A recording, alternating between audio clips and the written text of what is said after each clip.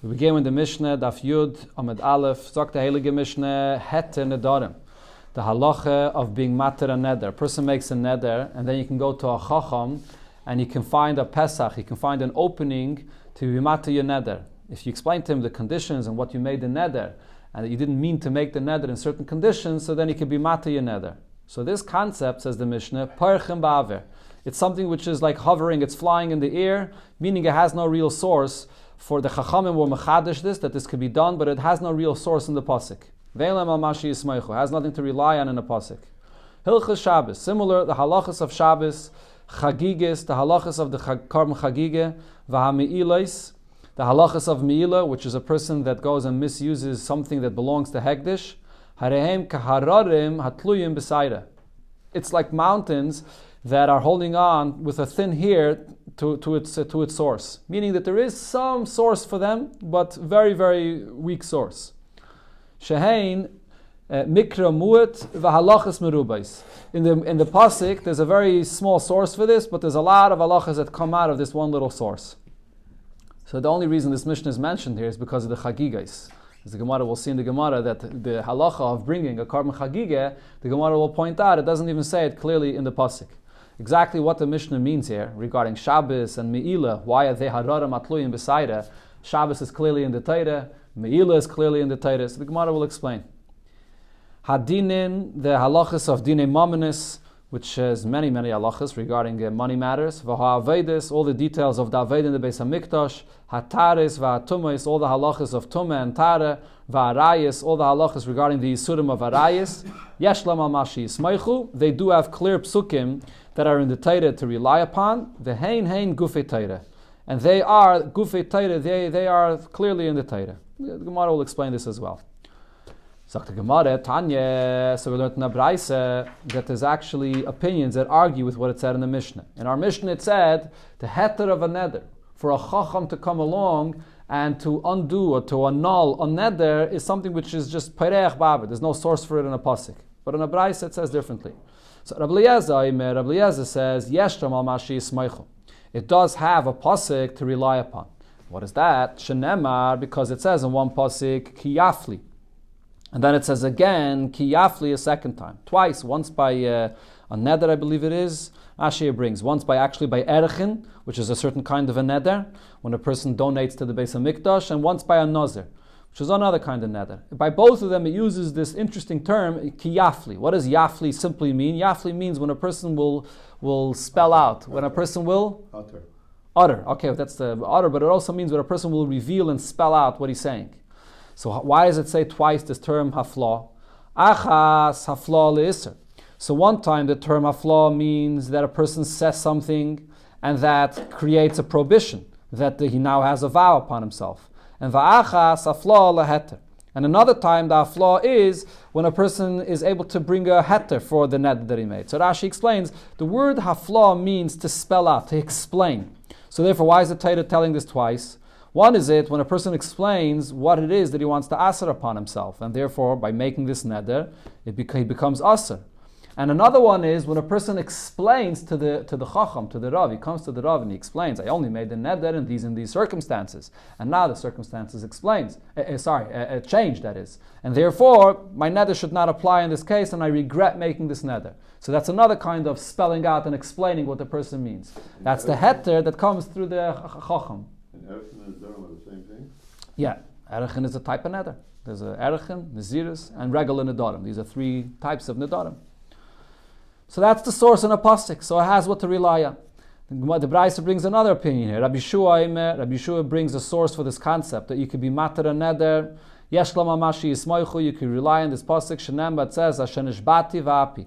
The Eibishter says, I swore with my anger that the Yidden that were in the Midbar will not come into Eretz Yisrael. So ba'api nishbaiti. So the way to understand this pasuk is the Eibishter says that because he swore with his anger that the Yidden shouldn't go into Eretz Yisrael, so v'chazarti bi. After the Eibishter's anger subsided, so the Eibishter regretted, and the Eibishter said, I will allow the Yidden to go into Eretz Yisrael. So you see that a neder which is made under certain circumstances and for a certain reason, when that reason changes, so then you don't have to keep the shvuah or the neder anymore. Rabbi Yitzchak says there's another source for this. You have what to rely upon that you can be mevatel a neder. Shenema, the pasuk says, kol nediv libay. A person that his heart, in his heart, he's generous, and he makes a neder with his heart to bring something, so you should bring it with his heart. So what do you see from this? That if you still have that feeling in your heart and your leiv is there with your neder, so then you have to fulfill it. But if the situation changes and you don't have that feeling anymore, so then you can go to Chacham and be mati your neder. Hananya ben Achi Rabbi Yeshua Imer, Hananya, the nephew of Rabbi Yeshua, said, Yesh Lamamashi Ismaichu. There's another pasuk you can rely upon. Shenema, the pasuk says, Nishbati, I make a shvuah, va'akayema, and I fulfill my shvuah. Lishma mishpatei tzidkecha, to keep your mitzvahs. So why does the pasuk have to say that I swear and I fulfill? If a person swears, it's obvious that he's obligated to fulfill. It's saying va'akayema, meaning that he has the option to fulfill the shvuah, but he also has the option to not fulfill it. So you see here that you can be matir and neder. Rav Yehuda Mashmuel, Rav Yehuda said in the name of Shmuel regarding this brayse. Where the last pasuk? No, where does it go to How else? Okay, so Chachamim. So you're right. The concept of going to a Chacham, according to all of these pshatim, Chachamim were the ones that explained this. But Yesh Lamamashi Yismaichu, though, the fact that a Chacham is the one that helps you be matter the neder, it's not stam. You have what to rely upon, because the pasuk is telling you that if your mind changes, the situation changes, so you could undo the neder. But yeah, there's no makar in the pasuk that it's with a Chacham. Rav Yehuda says in the name of Shmuel, if I would have been there when these Tanoim were discussing, if there's a source and a pasuk for this concept, Amri Luhu, I would have told them, Didi adifim miditchu. I have a better source than any of your sources that you brought.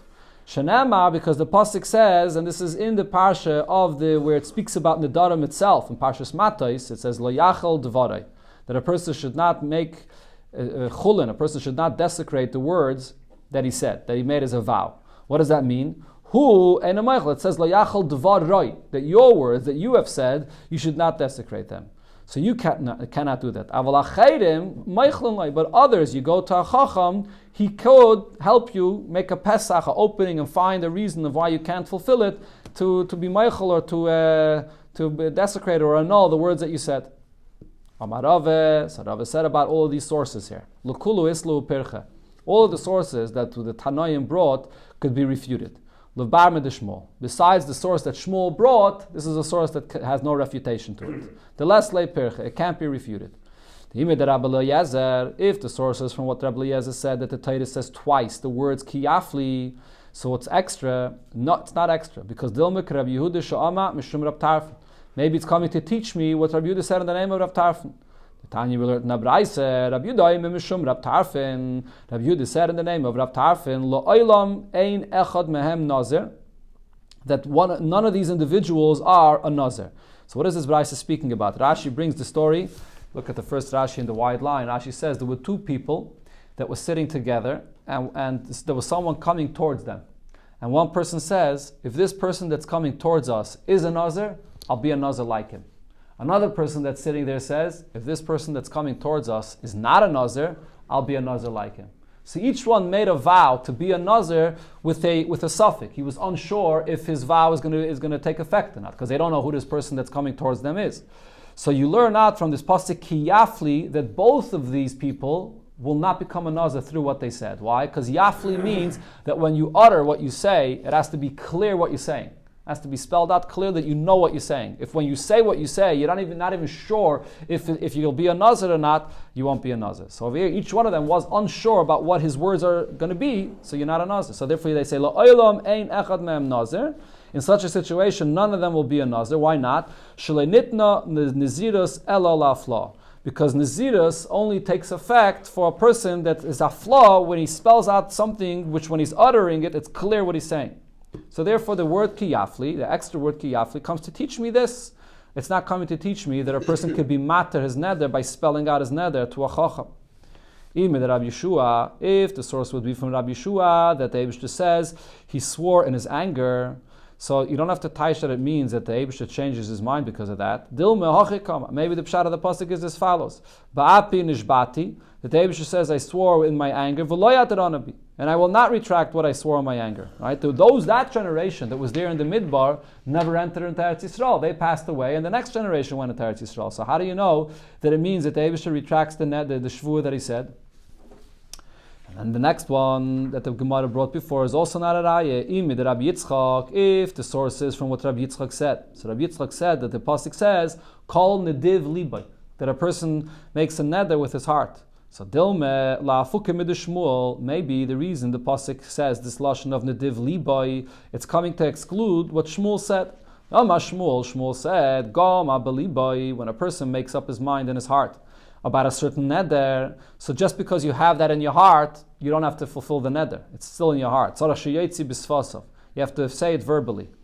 So maybe we'll say that in this pasuk, it's actually teaching me not like Shmuel. Even if you did not say it in your lips, it's not in you didn't utter it with your mouth, nevertheless, the neder takes effect, nediv libay, even if you just have it in your heart. So this is not an extra pasuk. And if the source would be from the pasuk that Chananya, the nephew of Rabbi Yeshua, brought, that he brought from the pasuk of Nishbati v'Kayema, a person that makes a shvuah, and the pasuk spells out that he fulfills the shvuah. Lishma mishptei tzekechat, to fulfill a mitzvah.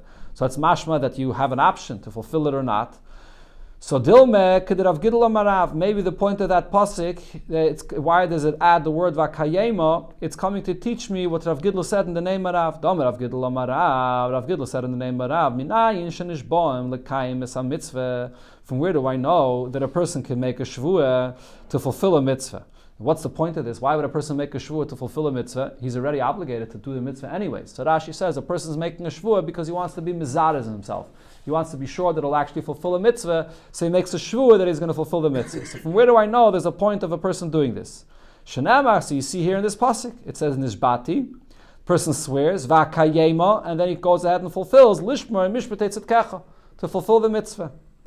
So that's the chiddush of this pasuk, that when you make a shvuah to fulfill a mitzvah, so a person's saying the Eibishter's name in the shvuah. That's what Taisus mentions over here. You're not saying a shvuah, but you say a shvuah and you mention the Eibishter's name in the shvuah that you say, and this will be mizarez you to do a mitzvah.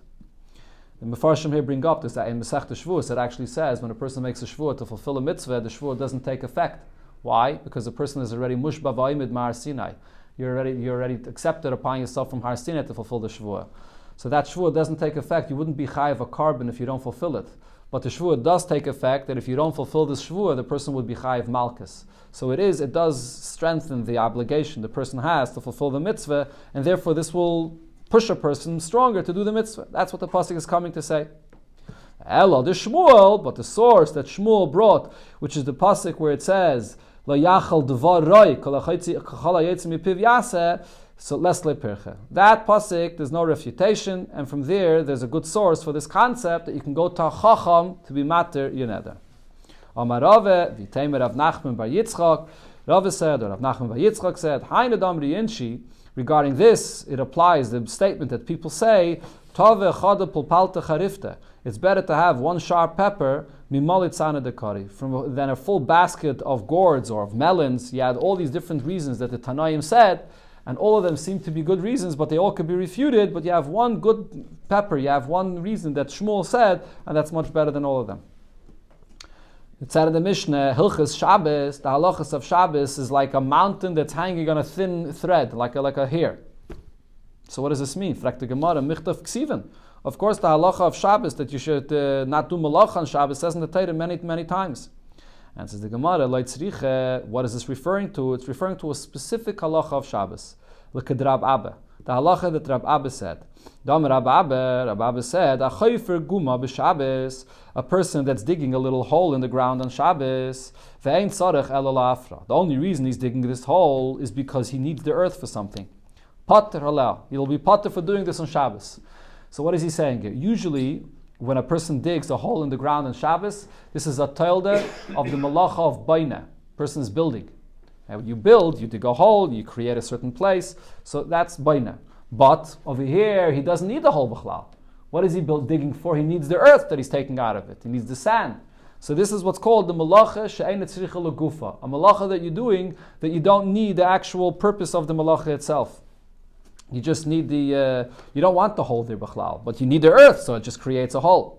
So come on, so the Gemara says now, of course, so this halacha, so seemingly what the Gemara is saying now is, this concept of malacha she'ein tzricha legufa, that your potter, tzararim not tluyim b'sara. There's no real source, no proper source for this in the pasuk. So according to who is this? Rab Shimon. This is only according to the opinion of Rab Shimon. The Amma malacha she'ein tzricha legufa potter allow. Rab Shimon is the one that holds that when you do a malacha, and you don't require the malacha for what it is itself, then you'll be potter for this. So this is only according to Rab Shimon. So the Gemara says, no, not only according to Rab Shimon.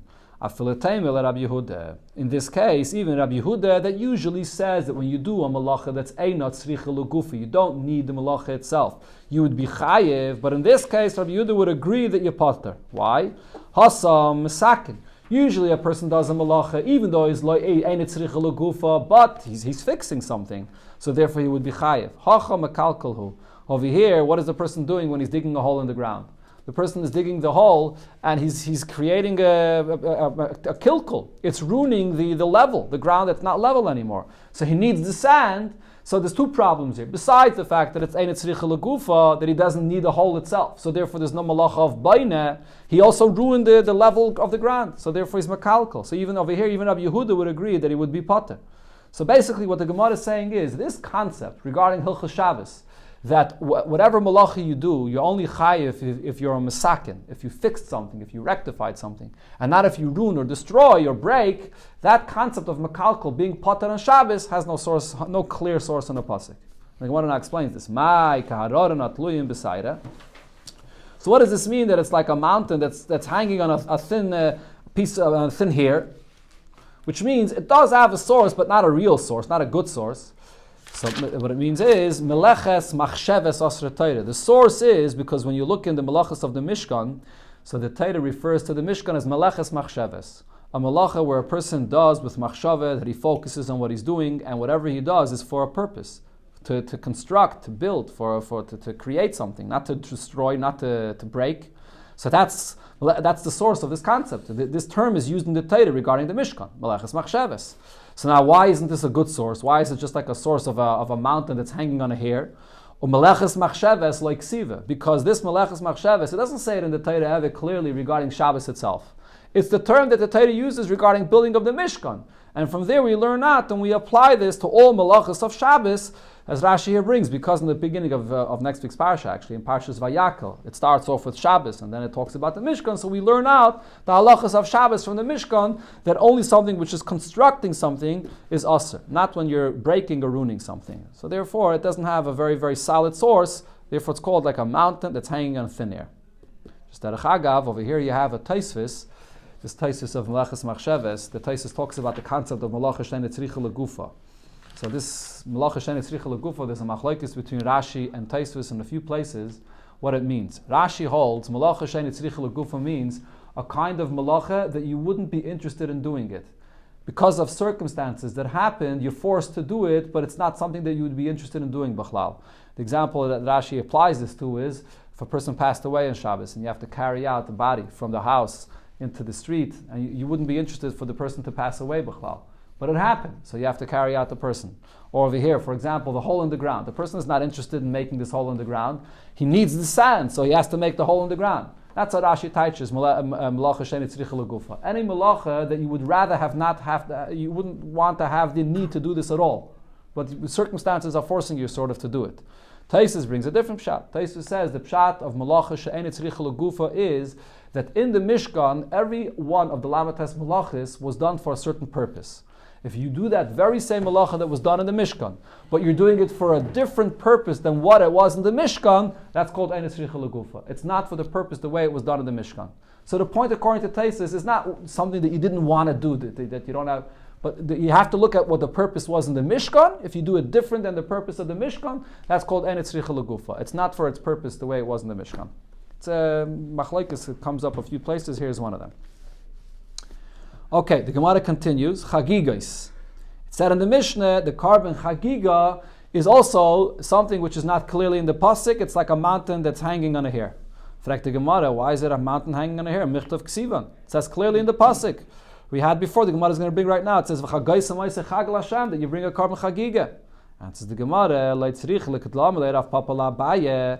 So the answer is, Rav Papa said to Abaye that no, that pasuk is actually not clear. Mimai, how do you know the Haiva Chagaisa Moise Chag Lashem when it says in the pasuk that you should celebrate for the Eibishter and the Yom Tiv, Zviche, that this means to shech the carbon. Dilma, maybe all it means is Choigu Chaga, that you should add and joy. That's what Rashi says. Taisus here says Choigu Chaga means that you should dance. Lashon Mechailis, a lashon that a person should dance. Maybe Yom Tiv comes and you have to dance and be happy on Yom Tiv. But who says you have to bring a carbon? Sorry, so now the Gemara says in this note, Ella meyata, if you're going to say v'chagaisa moisei chag means just to be happy, so if so, the chsiv, this that the pasuk says, when the Yidden are going out of the midbar, so out of Mitzrayim that is. So Moshe Rabbeinu is telling Parai that we're going to leave Mitzrayim, and what's going to be? V'yachaygu liba midbar. And the Yidden are going to come and be happy with me in the midbar. Right? He told Parai, Shalach esami, v'yachaygu liba midbar, and they'll be happy with me in the midbar. Could you teach the pasuk this way? Hachanami d'chaygu chagahu. Over there as well, Moshe Rabbeinu was telling Parai that the Yidden are going to celebrate and be joyous with the Eibishter there. That's what it means. And if you'll argue and say, yeah, maybe that's what it means. But Vaksiv, the pasuk there continues and says, Moshe tells Parai, Gam ata titin b'yadeinu zvachim v'olos, that you are going to join us as well and give us also animals that we can bring as karbanis and oilos. So we see clearly that the celebration of Yechai Galiba Midbar means karbanis. So if over there it means karbanis, so over here it means karbanis as well. So you can't say that it means just to be joyous. So the Gemara says, no, not necessarily. Maybe what the Torah there is saying is as follows. Ichlu ushusu, that maybe he's telling Parai that we're going to eat and drink, and v'chaygu chaga kamoi, and then we're going to come and celebrate in front of Hashem. Who says it means karbanis? Maybe it means we're going to shecht our animals, not as karbanis. We're going to shecht animals for ourselves to eat and to drink, and then to come and celebrate. But how do you know that the term the chagaisem or the term v'yachaygu means karbanis? So the Gemara says, Lo yisal kadaitach. Over here regarding the carbon, when it says v'chagaisem, you can't say that it just means to be happy or to eat and drink. The chsiv, because the pasuk here says, V'lo yalin chelev chagi ad boker. Don't leave over the fats that have to be brought in the mizbeach until the morning. Now v'yisal kadaitach, the chayguhu, if all it means is that the Yantif, everyone has to just be happy and eat and drink, but there's no karbanis involved, Tarbel Chage Islay, is there any chaylev that has to go on the Mizbeach from a celebration, from the joy that you have from eating and drinking yourself? So it's clear in the pasuk that we're talking about karbanis. So the Gemara still argues back and says, no, it's still not a clear source. V'dilme hachika marachmana. Maybe this is what the pasuk is saying. Chaylev haba b'zman chag, the fats of those karbanis that are brought in the time of the Yom Tiv, lo yalim. Don't leave them overnight. They should be brought that day on the Mizbeach. In other words, it's not referring to the fats of the karbanis that you are obligated to bring for your joy of the Yom Tiv, for the mitzvah, for the connection to the Yom Tiv. Maybe you have to divide it. There is the Chagigah, which is that the Yidden are joyous on Yom Tiv and you celebrate yourself and you eat and drink. And then there are other karbanis that are brought during the Yom Tiv. You have all kinds of karbanis that are brought during the Yom Tiv. And those fats that are and all the parts of those karbanis have to be brought on the Mizbeach on that day and shouldn't be left overnight. But how do you know that it means that you have to bring a carbon Chagigah? So the Gemara says, Elamayata. So if so, what does this mean? Haba bizman chag. Are you telling me that only those karbanis that are brought in the time of the Yom Tiv, hu de lo yalin, those are karbanis that you're not allowed to leave overnight to the next morning? Ha, the chol hashana kula yalin? But the rest of the year, any of the pieces of the karbanis you're allowed to leave overnight? That's not true though. But it says in the pasuk, chol halayla ad haboker, that whenever you bring karbanis during the day, that day you have to bring them on the Mizbeach, and you have all night that it burns in the Mizbeach, but you're not allowed to leave it to the next morning. So it says this clearly regarding all year. It's not just regarding Yom Tiv. So the Gemara still argues back. The Gemara says, no, we can still say as follows. Dilme, maybe, imahu, if it was just this pasuk of kol halayla ad haboker, hava mina, I would think to say, hahula esa. That's a mitzvah saseh. That kol halayla ad haboker, that all night you should burn the parts of the Mizbeach. But you don't have a lav though. Kosav rachmana, hi lelav. Maybe here the Torah is saying that on Yom Tiv, if you leave the pieces to the next morning, you're over an alav, because it's saying lo yalim chelev chagi. So maybe it's not just an aseh, but also a lav. So again, the Gemara says that lelav kosav kra'achrina. There's already another pasuk where there's a lav that tells me that you're not allowed to leave over the pieces of the carbon to the morning, because it says v'lo yolin min habasar asher tizbach be'erev b'yayim arisha lebayker. Do not leave over from the basar that you shecht on the carbon to the morning. Right. So Tosfos here explains, even though it says the word basar does not usually refer to the parts of the carbon that goes on the mizbeach. Basar usually refers to the parts of the carbon that a person eats. But nevertheless, because it says Bayayim Harishain, so that has to refer to the parts of the karbanis, because the parts that a person eats, you have 2 days and a night to eat them. So therefore, we already have a pasuk where there's a lav that you're not allowed to leave it over to the morning. So you can't say that it's only during Yontif that you're not allowed to leave it over to the morning. So the Gemara says, no, Gemara still argues back, there's no clear source, because I could say, Vidilme lavir olav b'shnei lavin v'esa. Maybe on Yontif, you'll be over on 2 lavin and an asay if you leave it over to the morning. In other words, on a regular day in the year, if you leave over the karbanas to the morning, you'll be over on 1 lavin, 1 asay. But maybe on Yontif, there's 2 lavin and asay. So therefore, there's no clear source for this. Elo, so what is the source? How do we know that when it says in the pasuk v'chagaisa moisei chag la'Hashem that it refers to bringing a carbon chagigah? Ela asya midbar. It's because we learn out the term midbar that it says in the pasuk v'yachoygu li ba midbar. You'll celebrate in the midbar, and it says in another pasuk midbar, and we learn them out from one another. Ksiv hachav v'yachoygu li ba midbar. Ksiv asam, there's another pasuk where it says hazvachim umincha higashtem li ba midbar. Did you bring karbanis for me in the midbar? So mala alon zvachim, just like in this pasuk, it clearly says that it's speaking about karbanis. Afkan zvachim. So too, when the Yidden were going out from Mitzrayim, and they said, and the Moshe Rabbeinu says v'yachoygu li ba midbar, it means also karbanis. And from there we learn out also to v'chagaisa moisei chag la'Hashem that how do you celebrate the Yom Tov with karbanis? So therefore that's it. It's a gzeira shava. So we're learning out the 2 words midbar, comparing them to each other. Frag the Gemara, if so, my kaharara natluyim b'saida. So why is this compared to mountains that are hanging on a hair? We have a clear gzeira shava. Gzeira shava is a pretty solid source. Why is it considered to be like a thin hair? Answers the Gemara, divrei Torah mi divrei Kabbalah lo yalfina. Because usually we have a rule, when you make a gzeira shava, you compare the 2 psukim in a gzeira shava, it's only from 2 psukim in the Torah, not 1 pasuk in the Torah and 1 pasuk in Nach, in Novi. So here, gzeira shava from a pasuk in Torah and a pasuk in Nach, that's not a real gzeira shava, and therefore it's like a mountain that's hanging on a thin hair.